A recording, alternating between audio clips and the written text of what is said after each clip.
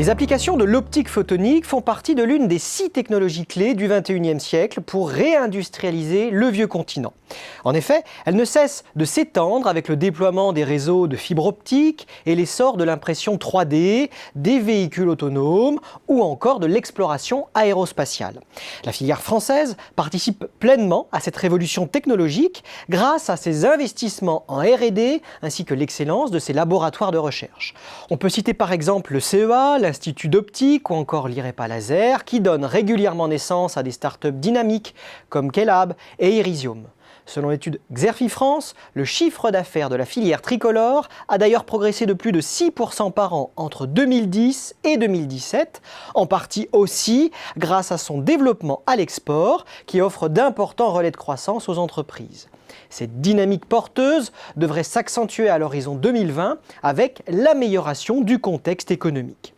Le problème, c'est qu'à côté de cette relative bonne santé, les professionnels de l'optique photonique doivent affronter une concurrence redoutable en provenance des États-Unis et de l'Allemagne. Ces deux pays disposent en effet d'un tissu économique plus développé et moins centré sur des niches de marché, à l'instar des opérateurs français. Par exemple, alors que les équipementiers allemands se sont saisis très tôt de la photonique pour améliorer la compétitivité de leurs produits, la France ne compte aucun équipementier de dimension mondiale dans le domaine du traitement industriel des matériaux par laser.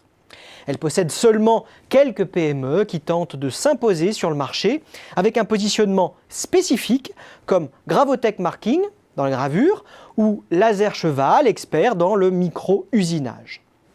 L'autre problème majeur de la filière française, c'est la désindustrialisation de l'économie. En plus de provoquer une perte de savoir-faire qui se cumule aux difficultés de recrutement d'ingénieurs, de techniciens et d'opérateurs en photonique, la désindustrialisation du pays oblige les professionnels de l'optique photonique à se développer à l'étranger. La filière s'efforce donc de réagir avec la création notamment d'une nouvelle entité baptisée Photonics qui vise à fédérer l'ensemble des acteurs privés, académiques et associatifs pour lui donner une nouvelle impulsion, notamment dans le domaine de l'innovation technologique. Autre événement important, la création de Lumibird, née du rapprochement entre les entreprises Cantel et Keopsys fin 2017. Ce nouveau groupe a pour ambition de devenir le leader européen du marché des lasers et porter un peu plus haut le développement de la filière tricolore.